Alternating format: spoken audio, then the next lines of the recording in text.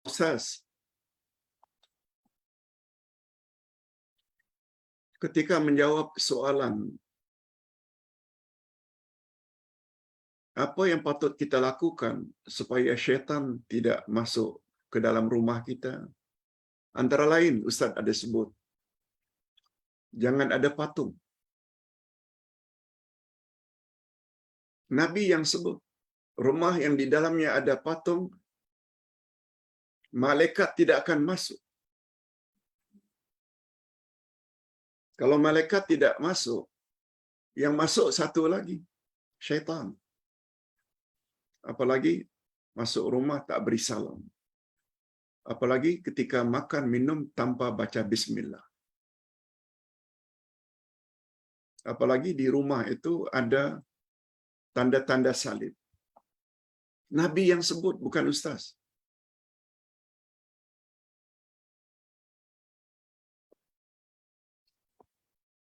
Semalam ustaz ada sebut ini. Pendinding rumah, pendinding pengantin, dan pendinding baby. Sekarang timbul pertanyaan, macam mana ustaz patung untuk anak-anak kita? Hadirin dan hadirat,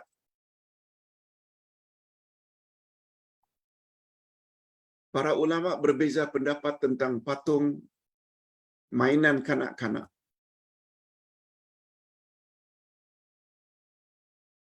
Ada yang keras tetap mengatakan tak boleh, tapi ada yang mengatakan boleh kalau itu memang untuk mainan kanak-kanak, supaya dia belajar macam mana nanti bersikap terhadap adik-adiknya yang masih kecil.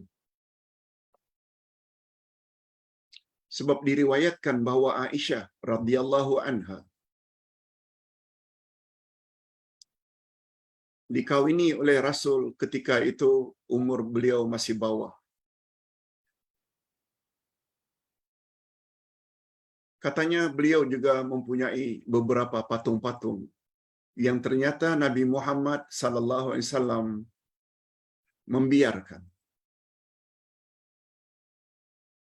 Pandangan yang mengatakan bila patung yang dimiliki oleh anak-anak untuk melatih dia supaya dapat bersikap terhadap baby yang lebih kecil daripadanya. Ini termasuk pendapat Allah yarham Profesor Dr. Yusuf Al-Qaradawi di dalam kitabnya Halal wal Haram. Itu pandangan beliau. Yang bagi Ustaz cukup sederhana. Ustaz cenderung kepada pendapat tersebut.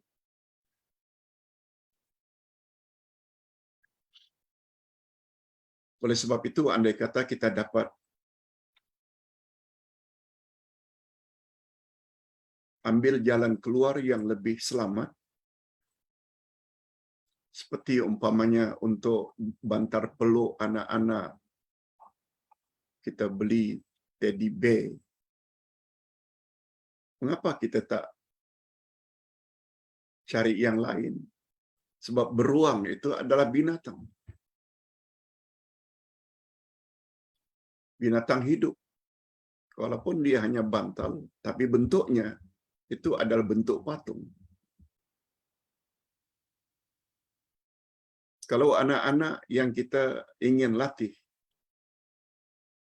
tak semestinya kita latih dengan patung-patung. Kita beli saja perkakas memasak umpamanya. Untuk laki-laki, motor-motor, kereta juga boleh, dan itu bukan binatang. Yang tak boleh ini patung-patung binatang atau makhluk hidup. Itu yang tak boleh. Tapi kalau perkakas masak-memasak, motor, kereta untuk anak lelaki, itu tak ada halangan. Walaupun itu dikatakan patung juga, tapi tidak haram. Itu lebih selamat. Wallahu a'lam.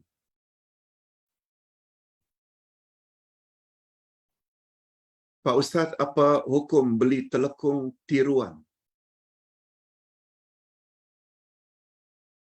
Seperti contoh jenama Siti Khadijah.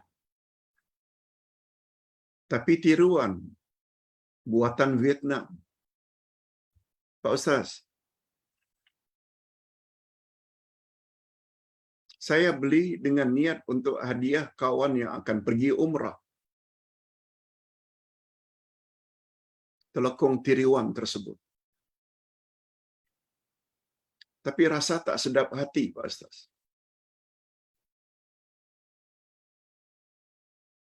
Hadirin dan hadirat,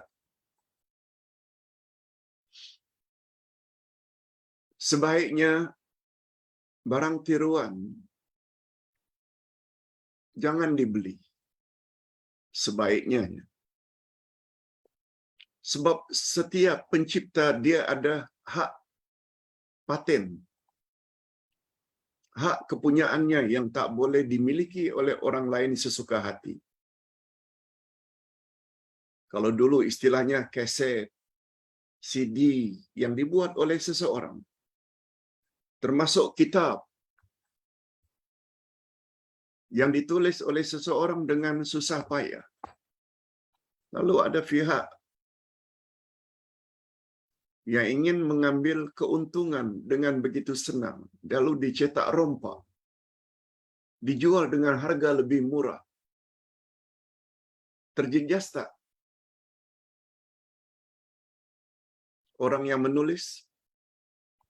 Itu sebabnya mengapa di depan kitab selalu ada peringatan. Tidak dibenarkan. Semua hak cipta adalah terpelihara. Tak dibenarkan mengeluarkan ulang tanam mana-mana bahagian artikel dalam buku ini. Itu hak paten milik penulis. Kalau kita pula ingin mendapat buku-buku atau sesuatu yang cetak rompak, memang lebih murah. Padahal itu adalah dosa. Mengambil hak orang lain. Lain. Sekiranya penulisnya memberi izin, itu bab lain. Biasanya dia beri izin, dia dapat honor. Atau dia akan dapat bayaran lamsam dari pihak yang ingin mencetak bukunya. Maknanya dia adalah bahagian dari jerih payahnya. Ringkasnya. Sebaiknya jangan. Sebab perbuatan meniru ini, hak orang lain tanpa izin, adalah dosa. Allah berfirman pada ayat 2 dan 3 dari surat Al-Ma'idah. Wa ta'awanu 'alal birri wa taqwa wa la ta'awanu 'alal itsmi wal 'udwan. Bertolong-tolonglah kamu dalam hal kebaikan dan takwa. Jangan bertolong-tolongan dalam perkara dosa dan permusuhan. Nah, karena tiruan tadi itu adalah perbuatan dosa, kita pula support dengan membeli. Jauhi. Apalagi tadi ada pertanyaan atau ada kenyataan dari yang bertanya. Hati rasa tak sedaplah, Pak Ustaz. Membeli barang tiruan. Nah, ini ada penilaian sendiri. Sebab Nabi SAW pernah bersabda, bila kamu dalam keadaan serba salah, dilema, tak beli, tak beli, tak beli, tak beli. Apa kata Nabi? Fastafti qalbak. Fastafti qalbak. Minta fatwalah kepada hati kecil. Minta fatwalah kepada hatimu, qalbak. Qalbun itu hati. Lalu Nabi sebut, bila kamu tanya hati kecilmu dan hati kecilmu tenang saja, boleh teruskan, lakukanlah. Tapi bila kamu tanya hatimu, hatimu tak tenang, tak tenang, tinggalkanlah. Sebab itu menandakan dosa. Hati ini kan tak boleh dibohongi. Hati tak boleh dibohongi. Nabi kata, kalau kamu dalam keadaan demikian, minta fatwa pada hatimu. Bila hatimu tenang saja, teruskan. Bila hatimu goncang, tak tenang, tinggalkan. Sebab itu adalah dosa. Begitu sabda Nabi sallallahu alaihi wasallam memberi panduan terhadap orang yang ragu-ragu. Yang ketiga, Pak Ustaz, saya pernah dengar satu ceramah yang melarang kita menyokong pemimpin yang penipu. Sebab kita kelak di akhirat akan mendapat dosa yang sama. Tapi saya tak dapat cari, Pak Ustaz. Nah, pertanyaan sampai di situ. Cari video tentang ceramah itu ke? Atau tidak cari hujah atau dalil? Kalaulah yang dimaksudkan, saya tak dapat cari dalil, hujah tentang larangan itu, Pak Ustaz. Kalau itu yang ditanya, ini jawabannya. Ustaz baru sebut tadi.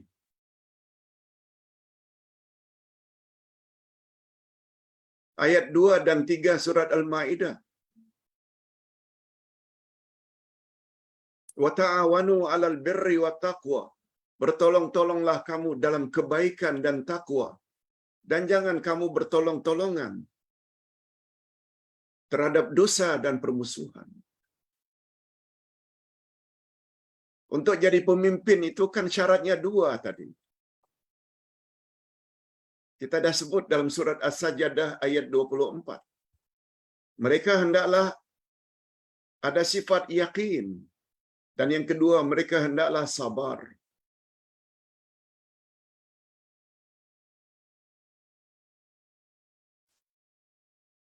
Orang yang apabila dia jadi pemimpin, dia hendaklah menjadi pemimpin yang baik, yang adil, tidak zalim. Dia ada ilmu tentang Quran dan Sunnah. Apa yang Allah bolehkan dan apa yang Allah larang. Bila seseorang itu confirm memang terkenal penipu dan dijatuhkan oleh hakim, mahkamah bahwa terbukti penipuannya, rasuah ke ini ke itu ke,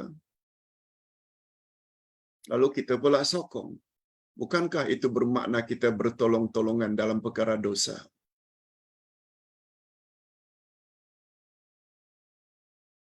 Ustaz tidak katakan pemimpin mesti sempurna, maksum macam Nabi. Nah. Paling kurang carilah aslah. A, B, C. Semuanya baik. Tapi dari A, B, C itu, carilah mana yang relatif lebih baik. Itu maksudnya aslah. Yang kurang karenahnya. Yang relatif baiklah. Ustaz tidak katakan dia mesti maksum. Manusia semuanya pernah buat dosa. Tapi cari yang paling sedikit kesalahannya. Baik, itu jawaban yang ketiga. Keempat, Pak Ustaz boleh tak jamak takdim kakak saya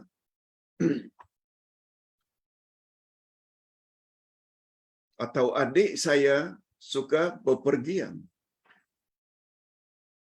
Pergi ke sana, ke sana, ke sana, jauh-jauh belaka.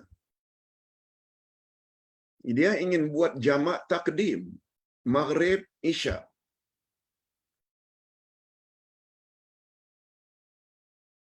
Setelah Maghrib, pada waktu Maghrib, itu namanya jamak takdim, dibawanya Isya ke dalam waktu Maghrib. Itu namanya jamak takdim. Nah, setelah salat Isya, dia langsung buat witir. Dia tak pernah tinggal witir. Boleh tak Pak Ustaz?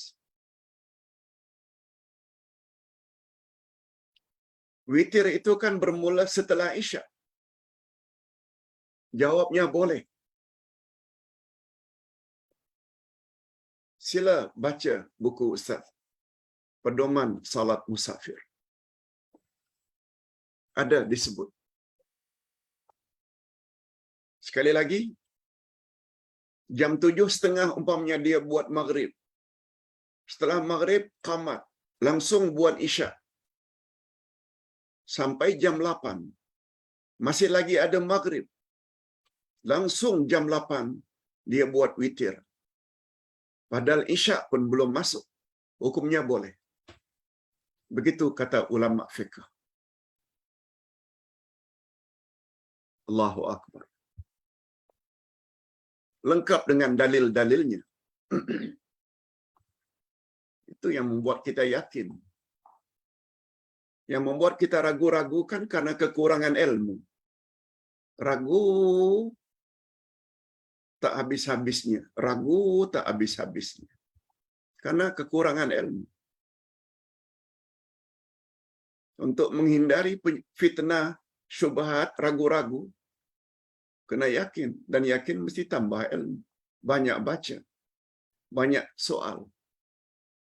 Itu sebabnya setiap sesi ilmu yang kita adakan, kita akhiri dengan menjawab beberapa soalan. Nah, orang yang pertama lagi-lagi bertanya,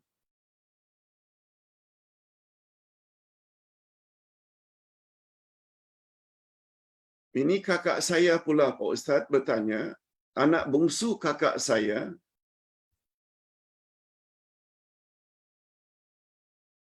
tidak suka kerja luar dari kampung halaman.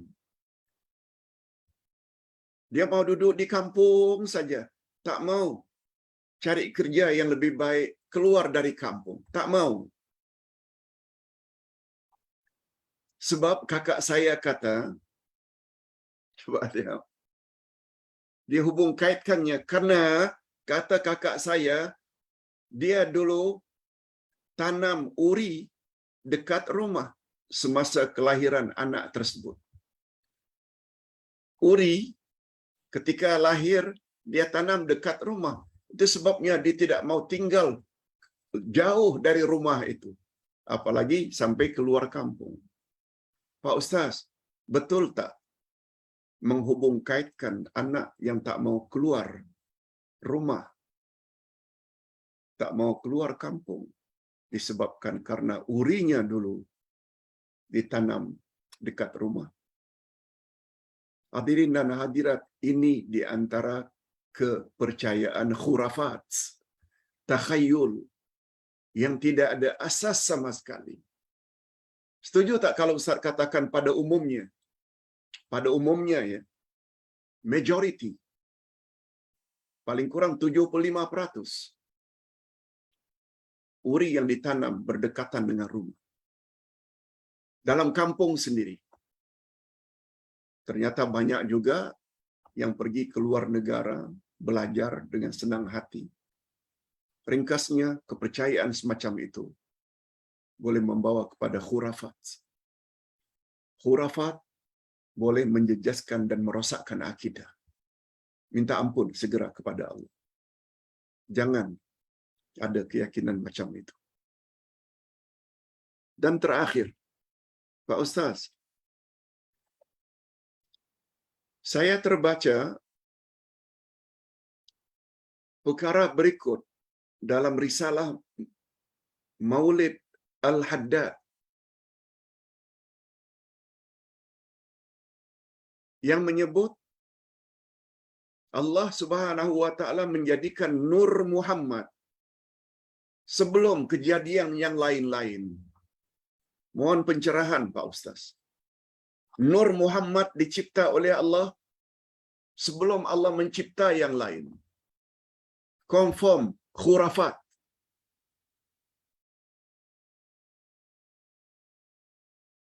Bercanggah dengan akidah Ahlus Sunnah wal Jamaah yang berpandukan Quran dan Sunnah. Rasul sallallahu alaihi wasallam bersabda, makhluk pertama-tama yang Allah cipta adalah Arash, singgasana Allah. Arash. Ada riwayat lain. Pertama-tama makhluk yang Allah cipta adalah qalam. Lalu Allah suruh qalam atau pen itu menulis. Lalu qalam bertanya, apa yang aku akan tulis? Madza aktub ya Rabb? Lalu Allah dengan ilmunya yang maha luas sebut pada qalam, lalam pun tulis. Apa yang akan terjadi pada masa hadapan? Himpunan tulisan qalam inilah yang disebut dengan Lauh Mahfuz. Yaitu semua nasib manusia tertera di dalam Lauh Mahfuz. Itu hadis yang kedua. Sahih tentang makhluk yang mula-mula dicipta. Adapun hadis yang mengatakan laulaka ya Muhammad ma khalaqtul aflaq. Kalaulah tidak karena engkau hai Muhammad, kalaulah tidak karena engkau, aku tidak merasa perlu untuk mencipta alam maya ini. Kata ulama hadis, itu hadis palsu. Begitu juga tentang orang yang mengatakan kita manusia berasal dari Nur Muhammad. Bercanggah dengan hadis sahih. Apa kata Nabi? Kullukum min Adam wa Adam min turab. Semua kamu berasal daripada Adam dan Adam dicipta daripada tanah. Lihat ayat 5 surat Al-Hajj. A'udzubillahi minasyaitonir rajim. Ya ayuhan nas, in kuntum fi raibin minal ba'ts fa inna khalaqnakum min turab. Thumma min nutfatin, thumma min 'alaqatin, thumma min mudghah. Panjang ayatnya. Jadi sekalian manusia, sekiranya kamu ragu-ragu akan adanya hari kebangkitan, ketahuilah bahwa manusia pertama aku jadikan daripada tanah, kemudian baru daripada sperma, kemudian baru menjadi segumpal darah, kemudian menjadi segumpal daging. Lagi-lagi bercanggah dengan ayat Quran, ayat 1 surat An-Nisa yang kita baru belajar beberapa hari yang lalu. Ya ayyuhalladzina amanu ittaqullaha rabbakumul ladzi khalaqakum min nafsin wahidah. Sekalian orang-orang beriman, bertakwalah kepada Tuhanmu yang telah mencipta kamu daripada diri yang satu. Wa khalaqa zawjaha minha zawjaha. Lalu Allah Subhanahu wa taala cipta pasangannya, istrinya dari tulangnya, daripada dirinya, daripada Adam, yaitu dari tulang rusuk kiri sebelah Nabi Adam. Beginilah kalau keyakinan itu tidak berasaskan Quran dan sunnah Nabi yang sahih, timbullah khurafat.